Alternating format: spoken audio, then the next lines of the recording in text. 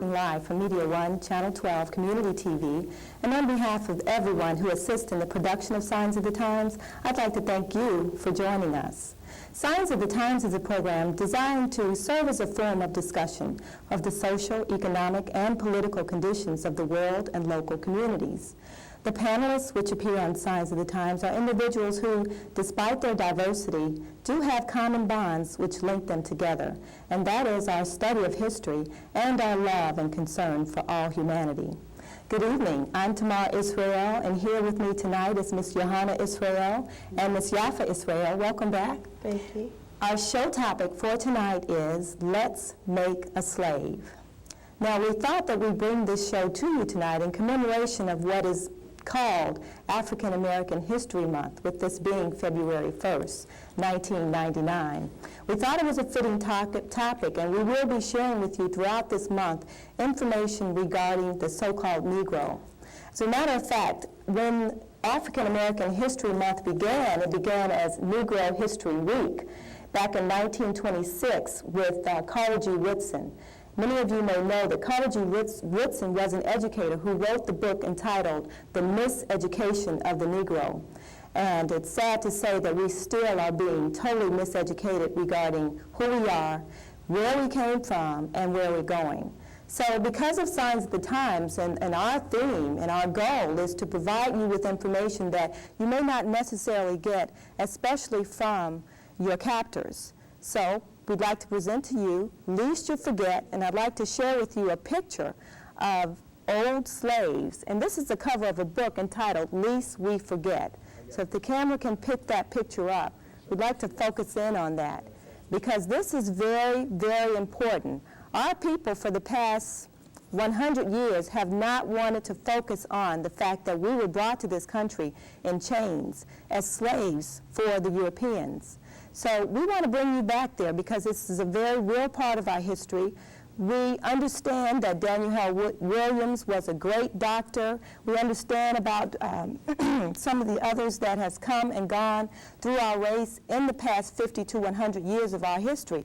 But that really is not history. That's pretty much just your past. We want to take you back to antiquity, to the history of the so-called Negro.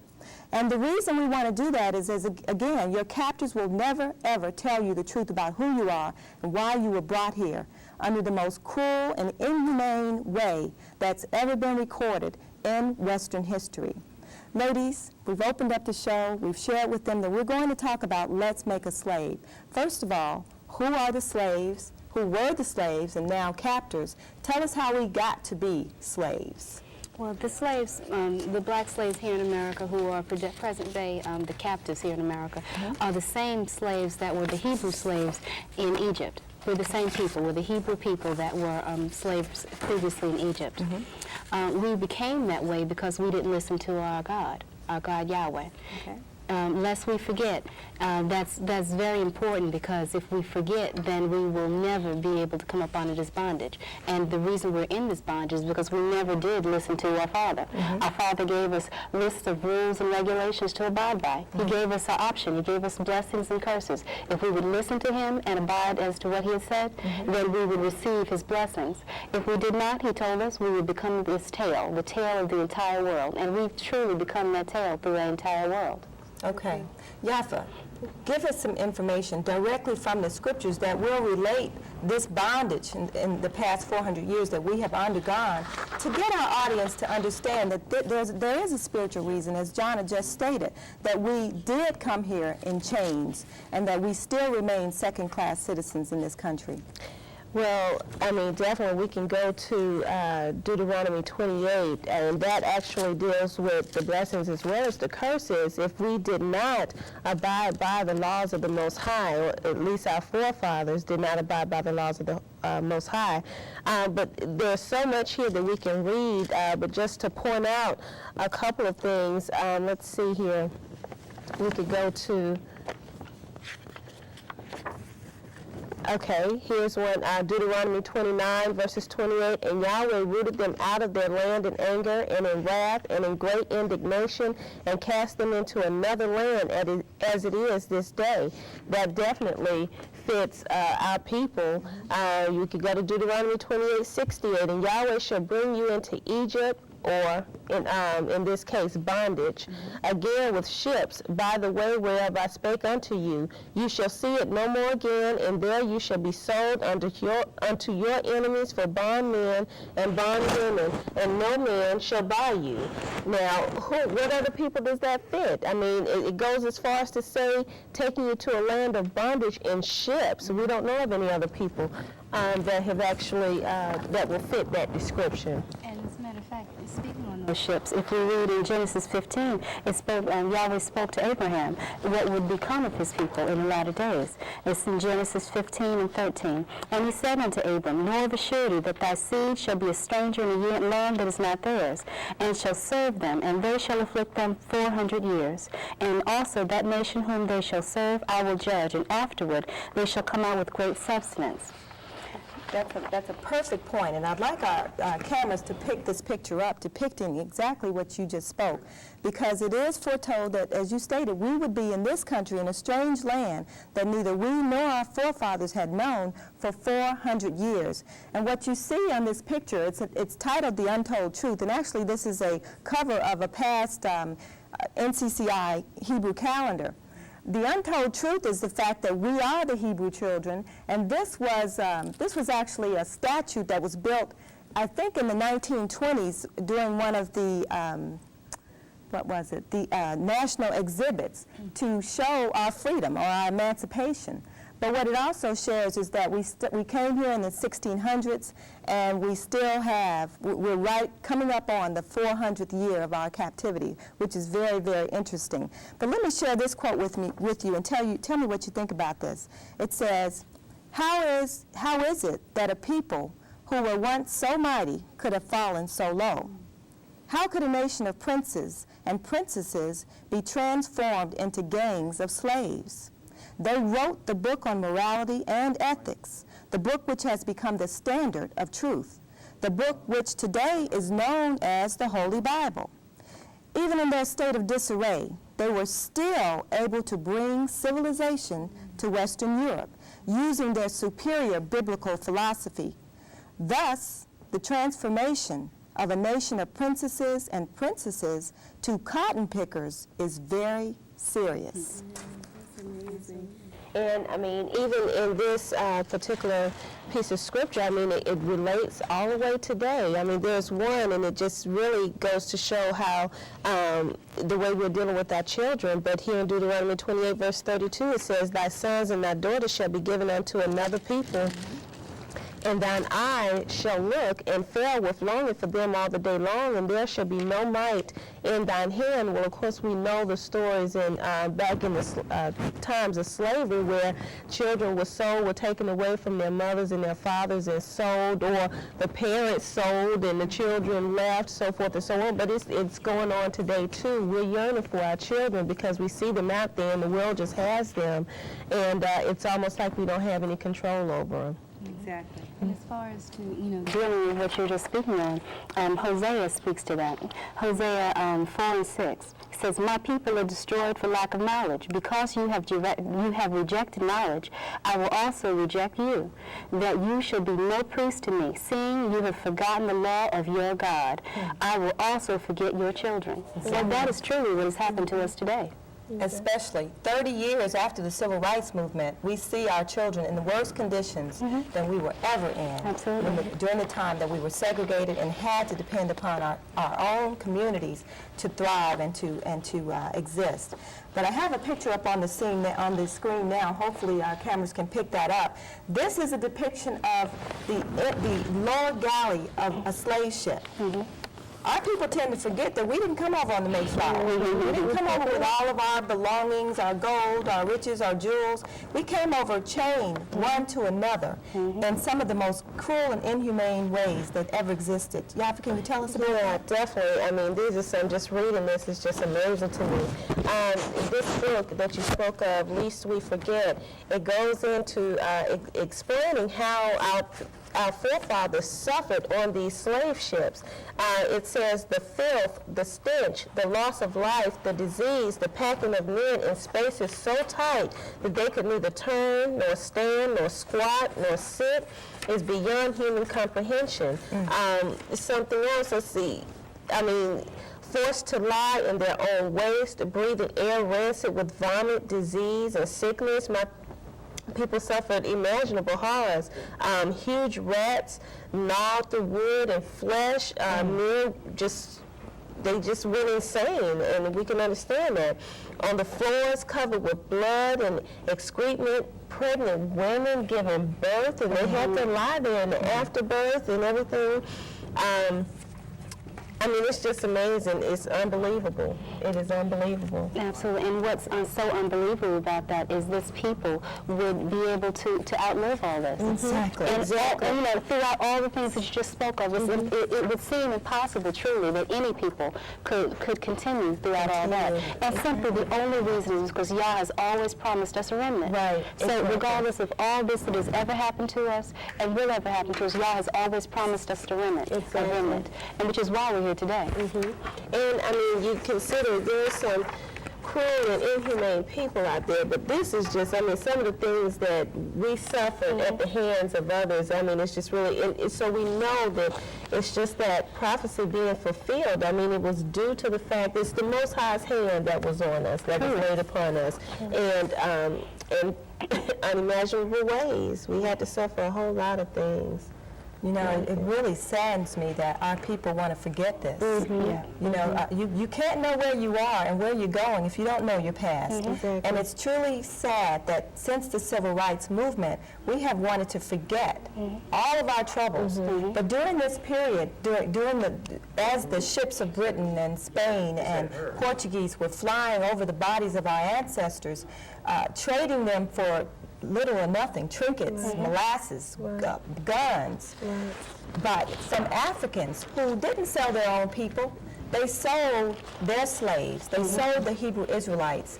Can somebody tell me about that? Because we do really believe that we are African, because that's what we've been told since we were brought here. But the truth of the matter is we were sold into Africa.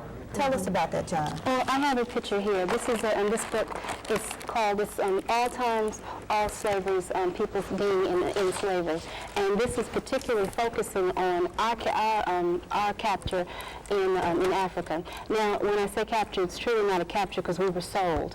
That's why it was considered and was called the triangular slave trade. The ships would leave Europe, come to the coast of Africa, and would go directly to the Americas. Okay. They never had to go into the interior of Africa because there was a slave trading post right there. Okay. And the Africans would sell us. They would, as you see in the picture, they would gather us up together in chains and so forth, and they would bring us to these holding pens where we would be sold. And we'd be sold for such trinkets as gunpowder, cloth, colored trinkets, beads, and so forth. And these are the things that we were sold for. If you look at this picture, you can see very well these were Africans that were selling us. We were not as we were pictured in, and some people saw it in Roots. And that was one of the mainstays of why people started to truly believe that we were just out in the land hunting and gathering, and we were captured by, quote unquote, the white man. That wasn't the truth. That's not the truth. We were already slaves in bondage under these Africans, and they simply sold their own slaves. Okay. And it's so interesting. I remember a time a while ago, I was looking at a talk show, and they had the Ku Klux Klan on this talk show. And of course, there was the normal exchange, fussing back and forth, Israelites in the audience, I would say it that way. And so they were going on, your people, had us as slaves and did this to us and did that to us. And then one of the KKK guys said, what are you talking about? Your people, Africans, sold you all to us. So, and it was just silence. Right. They couldn't believe it. So it's us that don't know. The masses of us that don't know, because we're not going to take the time. And to even go back to what you were saying is how we don't want to deal with this part of our history. And, but we're quick to say that the textbooks in the school systems don't teach us our history, so forth and so on. Well, you're right, because who writes the textbooks? Exactly. But still, we have a responsibility to teach our kids in our homes. It doesn't have to be just left up to the school systems and to the textbooks that another nation of people write. So. That is so true, because I was just looking at some of the school books the other day and hearing some of the information I hear from the school children's voices.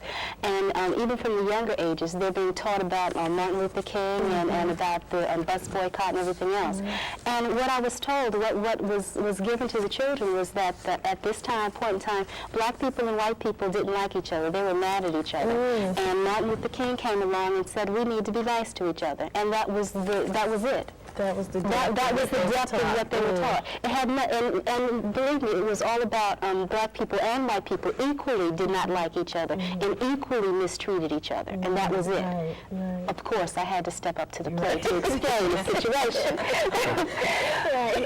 We have a picture on the camera, or hopefully the camera can pick this picture up. And this is entitled Forced Labor in Egypt. It's really dealing with the tomb of Rekmar, where this is actually in the tombs, a picture of the Hebrew slaves in Egypt. And as you can see, these, of course, are dark-colored people. That lets you know that not only were the African slave masters black, but also the Hebrew children were black. Moses being reared as Pharaoh's grandson. This actually came from one of the pyramid tombs in Egypt. And it shows without a doubt that the Hebrew children, who were the ones who were making the great treasure cities of Ramses during that time, the pyramids themselves had been built, but there are numerous treasure cities like Luxor that were being built at the hands and the expense of the Hebrew children. And what's so funny is the book that you talked about, All Times to All People, by Milton Metzer. Let me show you the front and the back of that picture, because I think it's very, very unique in that he must have known that we were that same people. Because on the front side of the book, it shows the American slavery, which is here. And I've meshed the two together. But on the other side of the book, it shows the Egyptian captivity of the same people. We truly are the Hebrew children who is now in America in this strange, strange land. We had a calendar that depicted a song, a Negro spiritual that we sang called Sometimes I Feel Like a Motherless Child, a long, long way from home. And our people still is that motherless, those motherless children who don't know from the rock from which they are hewn. But if you get back into the biblical verses and you get back into the history of the Hebrew children, it doesn't fit anyone but us. It definitely does not fit the so-called Jews who are living in luxury and living as kings and queens over in the state of Israel today. So there's something wrong with this picture. Yeah, and even, I mean, you were just dealing with one of the Negro spirituals. I mean, anybody that goes back and deals with our history, we can deal with Harriet Tubman, all of the different symbols, and well, in the song, the symbolism in the songs, just to deal with the Underground Railroad. Well, I mean, it's written down, and the masses of us know that during that time, we were not taught to read. I mean, that was forbidden for us to be able to read. So how is it that these people who are in captivity as slaves, supposedly Africans, can be here and not knowing how to read this book, can embrace the situations that happened in this book, can sing with such soul, and, you know, how did they know about the River Nile and all of these different places that they sung about and used for a special reason to, you know, to get to freedom? Right. I mean, explain it. And it's been documented in many places that the Negro spirituals were truly created by these same Negroes.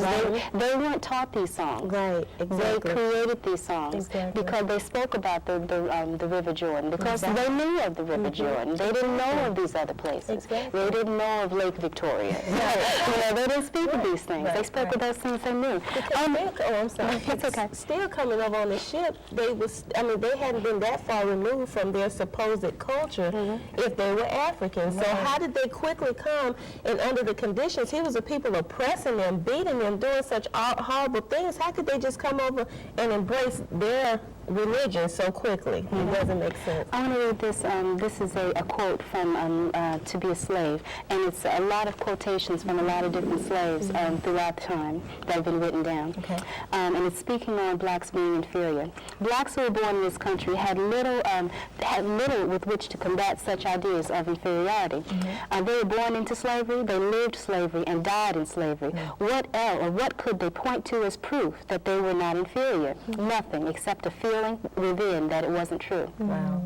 That's deep. And truly, you know, that goes along with the scriptural pieces. Who would believe our report? Exactly. You know, who truly would believe this report? They lived and died and breathed, ate, slept, everything else, slavery. And that's it. And to tell them, you people are great people. You are princes and princesses. You know, you're kings and queens. Right. You know, you were meant to be these people, except you didn't listen to your God. Exactly. If you repent, and turn to your God, you will be these people once more. From the land of your captivity, which we're in. Absolutely. We have a caller on the line. Thank you so much for joining us tonight, and we invite all callers to join us at, where's the number?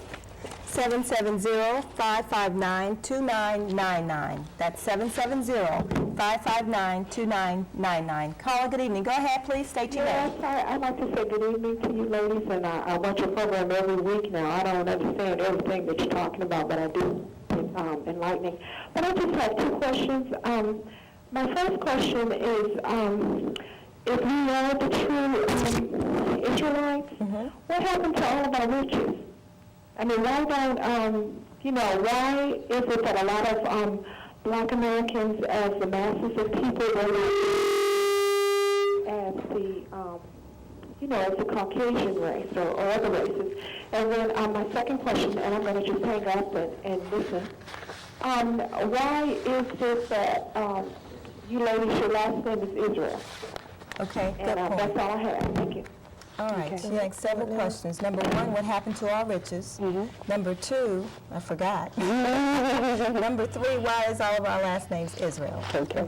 As far as what happened to our riches, when Yahweh told us that he would put us into captivity, he would take he certainly said he would take these things from us. Now, if he told us we would be given to a land, to a people in a land where we would worship gods of wood and stone. Now, certainly, and to be given all these things, we certainly also would be taken away, because he said he would take our children. If he takes our children, certainly he would take our riches. Right. So all of this has been taken from us, and that's why we're in the conditions we are today. I believe you can add to that with Deuteronomy 28th chapter, where it spoke about us being the head. If you can read that for us. I was just looking for the actual verse. And as she picks that up, I want to speak on Romans 11. This speaks about us not, our people not listening and not adhering even to this day. Okay. Romans 11, verse 8. According as it is written, God hath given them spirit of slumber, eyes that they should not see, and ears that they should not hear until this day. And in Isaiah 29 and 18, it speaks on, and in that day shall the deaf hear the words of this book, and the eyes of the blind shall see out of obscurity and out of darkness. So we're looking forward to this day when those with the slumbering eyes shall see, and those deaf ears when the curse will be lifted. Exactly. In terms of why we all have the last name Israel, the nation of Israel, our nation had one name, and that was the children of Israel. So for that matter, our surname is Israel. Once we come into the knowledge of who we are, it's very important that we release the names of our captors, because that is one of the things that hold us down. So we have all taken on the name of our family name, our traditional name, which is Yisrael. So hopefully that answers some of your questions. But getting back into, we have another caller on the line. Caller, thanks so much for holding. State your name and go ahead, please. Do we have that caller? Okay. Getting back to the Negro. Yes, go ahead, sir. Excuse me. Hi. Shalom. Hello, ladies. Can you kindly explain to your audience, people listening, and myself, most people believe that the 400-year captivity was when we were in Egypt. Okay. Can you explain to us how we were not actually slaves the whole 400 years that we were in Egypt, and how that relates to us being in America today? That's a good point. Good point. Anyone like to tackle that? Well, first of all, just to say that the Egyptian captivities was 430 years, I believe. It was actually a sojourn of 430 years. Okay. So we went into Egypt of our own free will. Jacob packed up his entire household due to a famine in the land of Canaan. Jacob, his 12 sons, and their families all went to Egypt. And at that time, Joseph, who was one of the 12 sons, was ruling as co-ruler in Egypt. And he had his father and all of his brothers and sister and their families come to Egypt because there was a great famine in the land, and that famine would continue for another 5 years. And therefore, they came into Egypt willingly with all of their riches. And actually, if you read the very first chapter of Exodus, chapter 1, it tells you how great the Hebrew Israelites increased in Egypt. They got wealth, they were mighty in power, and they had all that it took to sustain a nation within a nation, sort of like we are here in America.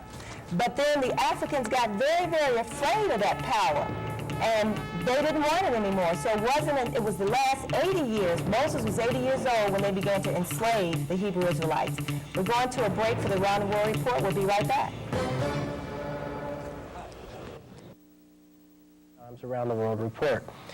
Tonight's top story, the old dinosaur NATO is once again threatening force against Serbian President Slobodan Milosevic. Milosevic is undaunted. This is a guy who carries out massacres against innocent civilians on a regular basis. What do threats do to him? They merely embolden him and strengthen the loyalty of his troops. Greece and Turkey are at it again. The problem, Turkey is NATO, Greece is EU. Greece is threatening to put Soviet-made missiles on the island of Crete. Who's the bad guy here?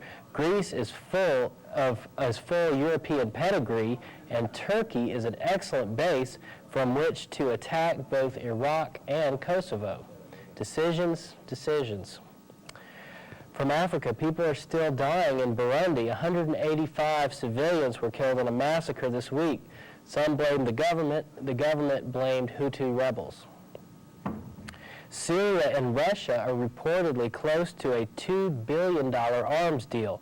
This was announced as the Israeli government pledged that any decision regarding the Golan Heights must be approved by a parliamentary referendum.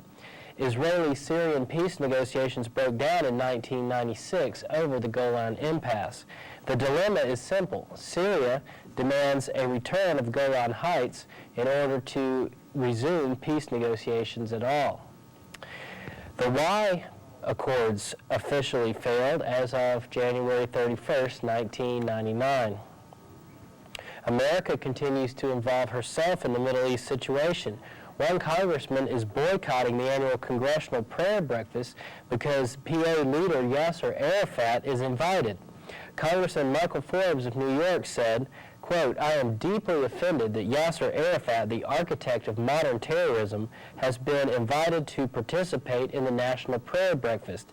How can Congress invite the man with the blood of murdered Americans on his hands to participate in this public affirmation of our shared faith in the power of prayer?"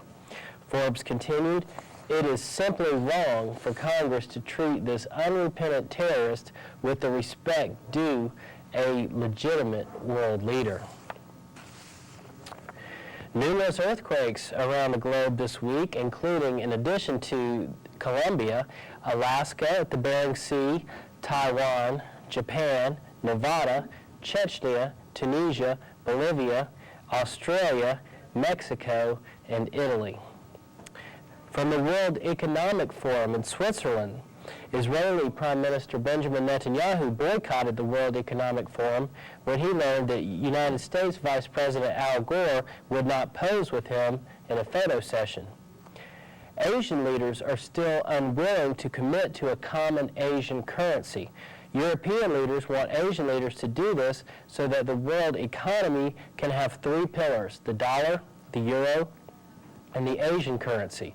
Apparently, Africa and South America would tie into the dollar and euro, respectively. Plans for an Afro-euro are not taken seriously by the international monetary community. The euro has fallen slightly since its debut. The dollar, however, is strong at home and abroad. Perhaps Europe needs a Clinton. The dollar is not ready to lie down just yet. The American currency continues to be the world standard until the euro gets its footing.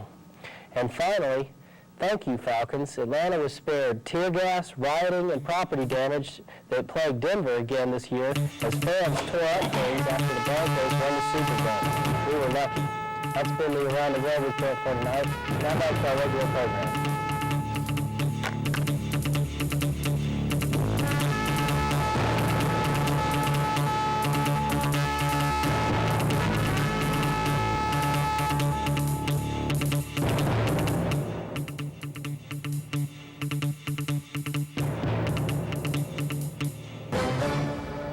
Hi, and welcome back to Signs of the Times. Our show tonight is entitled, Let's Make a Slave. We are the slaves, we are now captives, and we want to share that story with you because it is being untold in the 1990s. Jana, we left off with talking about our sojourn in Egypt as opposed to a 400-year captivity. Tell us a little bit more about that. Okay. Well, what you have to do initially when someone speaks on the time that we were in Egypt and the time now, you have to know the difference between a sojourn and actual captivity. Correct. Yahweh spoke to Abraham, as we read previously, that we would be in captivity for 400 years fully. Now, if you go to Exodus 12 and 40, and you read, it says, "Now the sojourning of the children of Israel who dwelt in Egypt was 430 years. And it came to pass at the end of the 430 years, and it goes on from there. Now, sojourning is just spending time. Right. They were living there during Exactly. that time. We know for sure, just as you spoke before the break, when we first went into that land, Joseph was the ruler. Yeah, You know, so exactly. he looked out for his brothers and his kin. So we lived large. We lived very happy in that land for that period of time. It wasn't until, as you read in the first chapter of Exodus, that the next Pharaoh did not know Joseph. Right. And at that point, he put harsh times Put them upon in our people, bondage. put us in bondage. So we sojourned in that land for 430 years, Correct. but we were only in captivity for from 80 to 100 years. Exactly. During the last Maximum 100 exactly. years. When right upon the time when Moshe was born. Okay. So that would differentiate the time, that the difference between that captivity. And another important fact is that he told Abraham that we would be in a land that neither we nor our forefathers had ever known, and we knew all about Egypt. Abraham traveled to Egypt, Isaac, Jacob, so they all knew about Egypt. They all knew about all of the Fertile Crescent from the Nile all the way over to the Euphrates, but no one ever heard of this so-called New World, America. So it truly fits us to a T. The picture that you have on the screen now is a copy of the United States dollar bill with a black man in the center with a shackle about his neck. That's a very, very powerful image because even today we are still shackled by the Europeans and also by money itself. Right. And it's really, really sad. We have another caller on the line. Caller, thanks so much for joining us tonight. Go ahead, please. Do we have that caller? Yes. Yes, go ahead, sister. Hi, sisters. I enjoy the show. Good, thank you. I have learned that Isaiah 28:11 says, "For with the stammering lips and another tongue will I speak to this people." Can you tell me what would be so wrong with calling him Jesus instead of Yahshua and calling the Father by his Hebrew name, since he were never taught Hebrew? Good question, good question. Thank you. I'll hang up and listen. She said that in Isaiah 28, Yahweh said that he would speak to us with stammering lips and another tongue. So for that reason, what would be wrong with calling Yahshua Jesus or Yahweh Lord or Jehovah?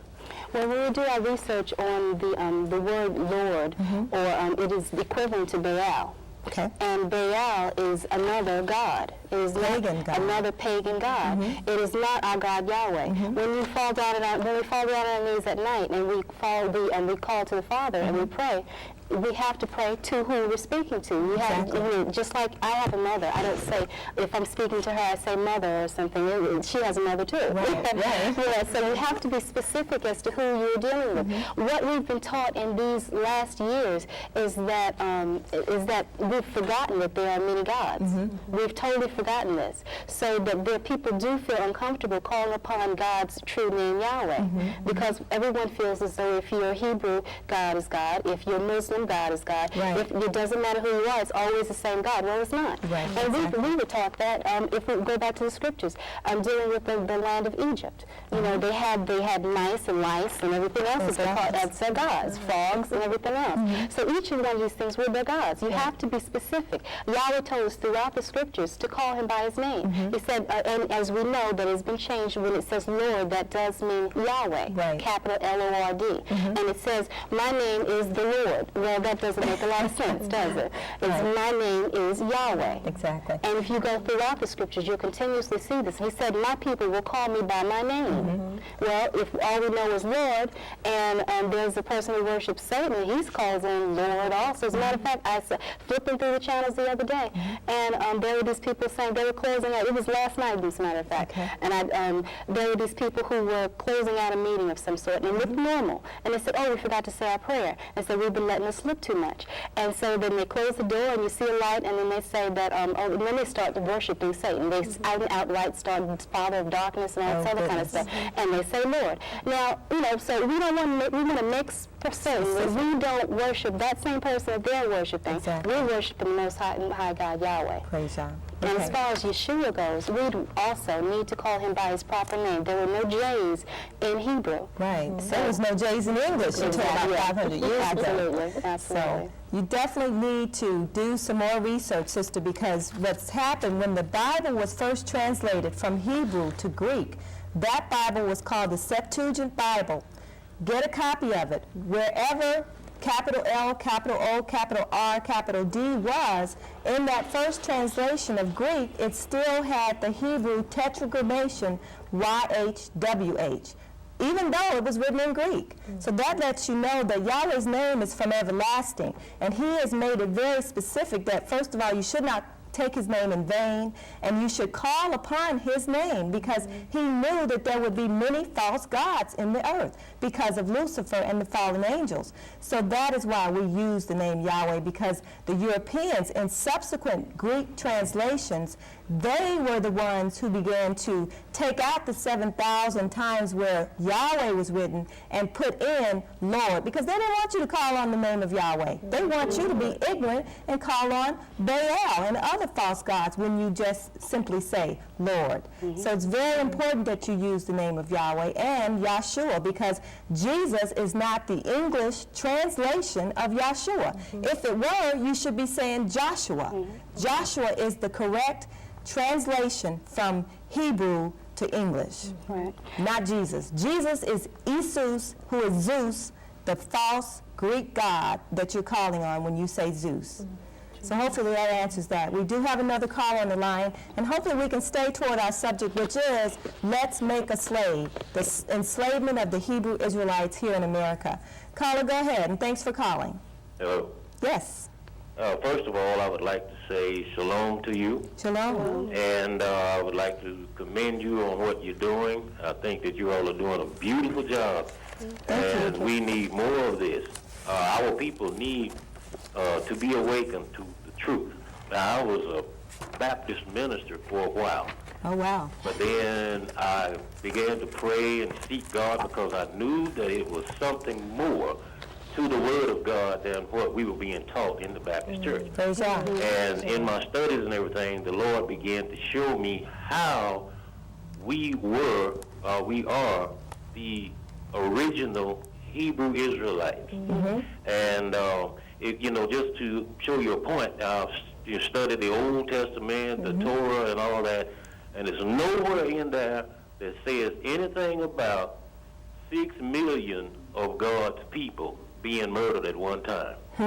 Now, these so-called Jews, they are running around saying that We are the Jews, and because of the Holocaust and all that kind of stuff. I'm not trying to put anybody down, but if you study the scriptures, it clearly defines and talks about a nation of people that will go into slavery. Correct. And my question to them is, when were they in slavery? Correct. Right. Yeah. Okay, and I'm not going to hold you, but I just wanted to mention that and commend you for what you're doing. And this lady that called a while ago, that second part of her question that you forgot, she was wanting to know why some of the other races of people were so prosperous, Oh. and Okay. we are not. But and God referred me back to the 28th chapter of Deuteronomy and the 43rd verse.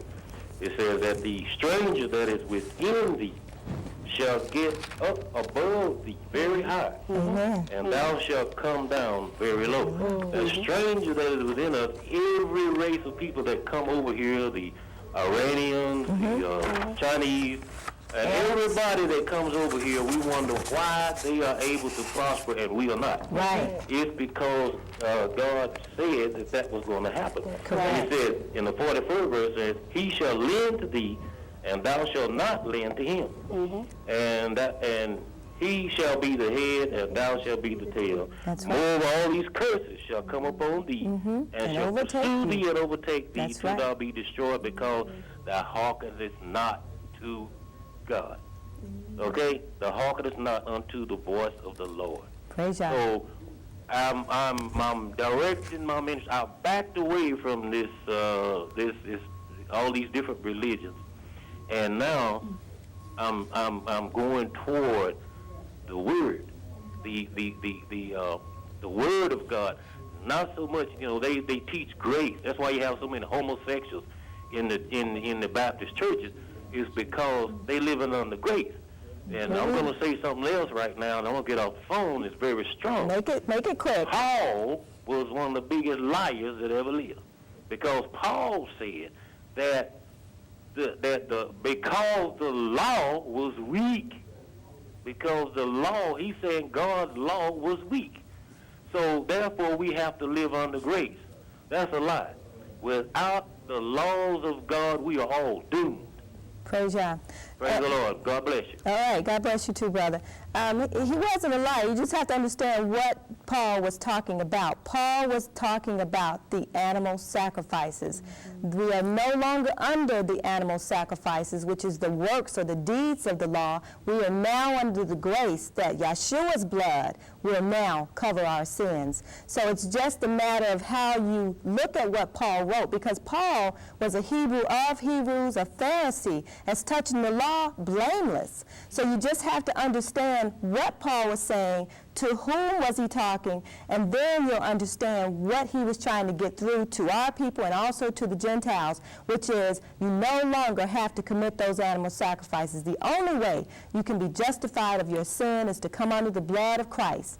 And that's what Paul really was talking about when he spoke certain things about the law. He was really talking about the part of the law contained in the animal sacrifices.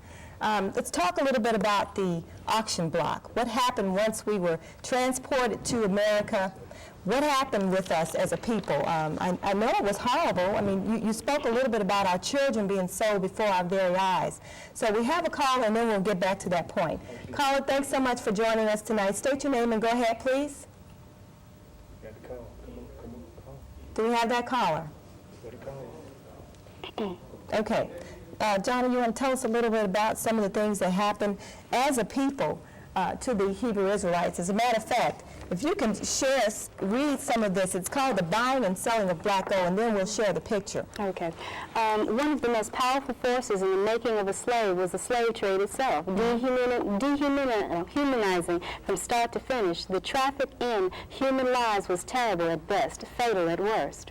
Some historians estimate that from 1619, when the first Hebrew Israelites were brought to America, until 1808, when legal slave importation ended, 10 to 15 million slaves were imported and sold into all the Americas during the transatlantic slave era. There was no lack of people eager to profit from the human misery of the cursed children of the Most High.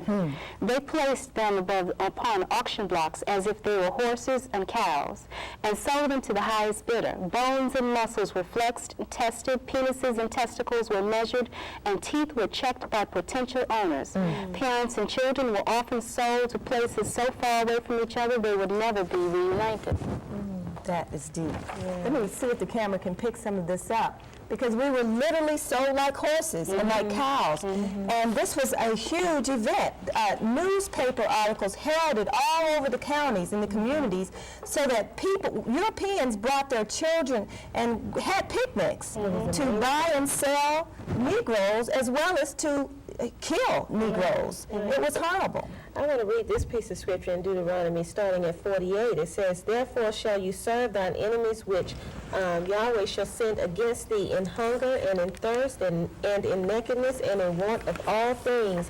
And he shall put a yoke of iron upon thy neck until he have destroyed thee. And Yahweh shall bring a nation against thee from far, from the end of the earth, as swift as the eagle flieth, a nation whose tongue thou shalt not understand, a nation of fierce countenance, which shall not regard the person of the old, nor show favor to the young.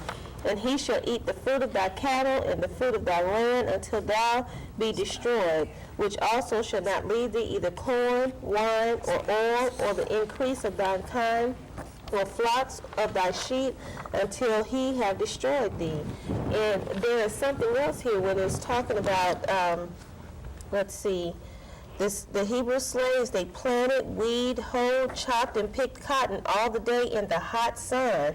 I mean, it was terrible conditions. This was especially difficult and a painful task since the field hands had to walk the long rows of cotton bent over. There was something else in here that I wanted to bring out. Their needs were often met in substandard ways, forced to live in inferior housing. Most slaves were crowded into crud shacks, each measuring 16 by 16.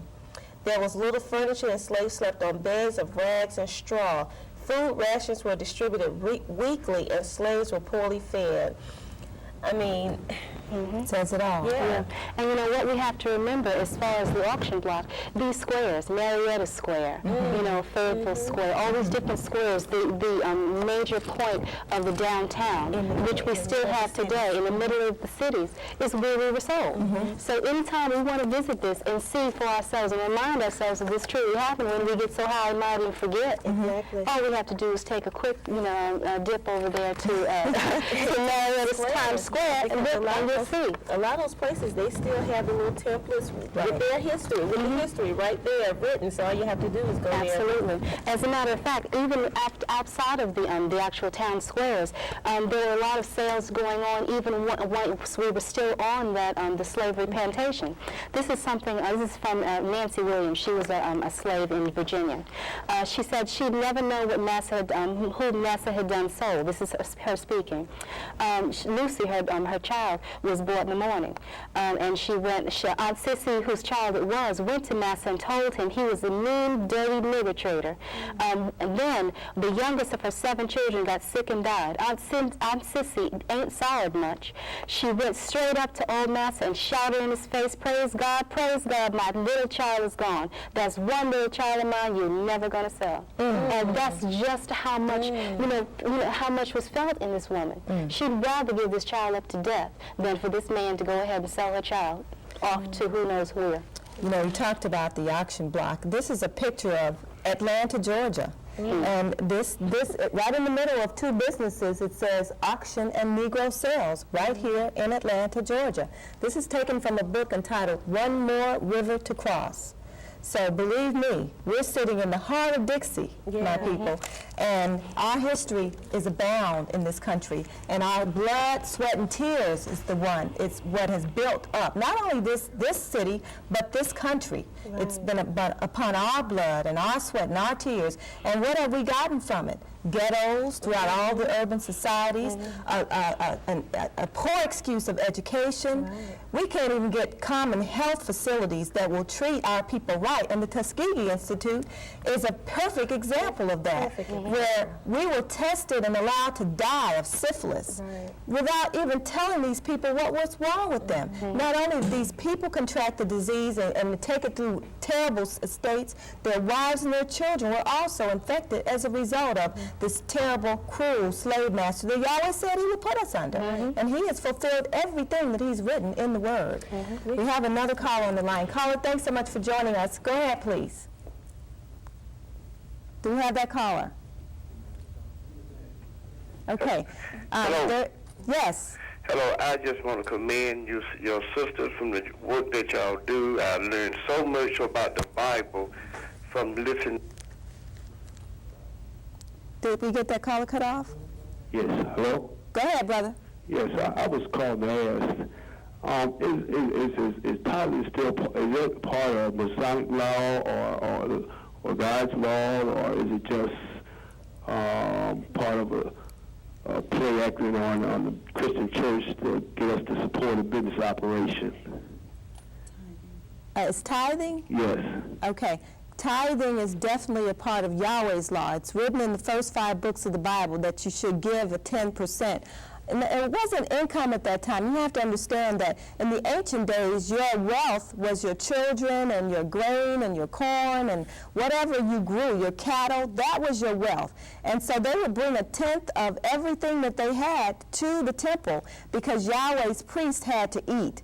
And they had to be sustained because they worked for the Most High. This is where the church got that from. But of course, the churches have been in existence for at least 500 years, the Christian church. But it wasn't until the last 30 years they began to go back into the law and pick out tithing because of greed. Now they tell you you're not under the law, but they go back and they pull out tithing. Why? Because it is for filthy lucre's sake. And so if you're keeping the law, it's fine to tithe, but if you're not doing anything else in the law, you may as well not tithe. So the thing you must do is get out of the Christian church, because you have to understand, it was good Christians that treated our people as chattel animals. It was good Christians that handled the transatlantic slave trade, buying our people for trinkets, for molasses to make rum with in Europe. These were good Christian people. How can you tell me you're a follower of Christ and you're treating a fellow human being who is your brother like an animal? It doesn't make sense, and that therefore you have this psychological unbalance, not only of our people, but also of Europeans who have brought their children up with these same biases and racist prejudices that a child doesn't have until he's taught to hate. And that's what's happened, and that's what's kept us on the bottom, because they know who you are. Not the masses, but the people in power. And they know that you're destined to come out of this 400-year captivity as rulers of the earth that is going to be peaceful, where there will be no more war. We have about another minute left, sisters, so if you have any closing words, say on. I want to pick up on Isaiah 51, and this is speaking about our people, how we've been treated, and what's going to happen. Okay. Picking up at verse 21, therefore, hear now this, you afflicted and drunken, but not with wine. That be us, truly. Thus saith the Lord thy God, and thy God that pleadeth the cause of his people. Behold, I have taken out of thine hand the cup of trembling, even the dregs of the cup of my fury. Thou shalt no more drink it again. But I will put it into the hand of them that afflict you, which have said to your soul, bow down, that we may go over, and that you have laid thy body as the ground, and as the street to them that went over. Thank you so much. Our time is up. We appreciate you being here tonight. Please call us if you need more information, and thank you.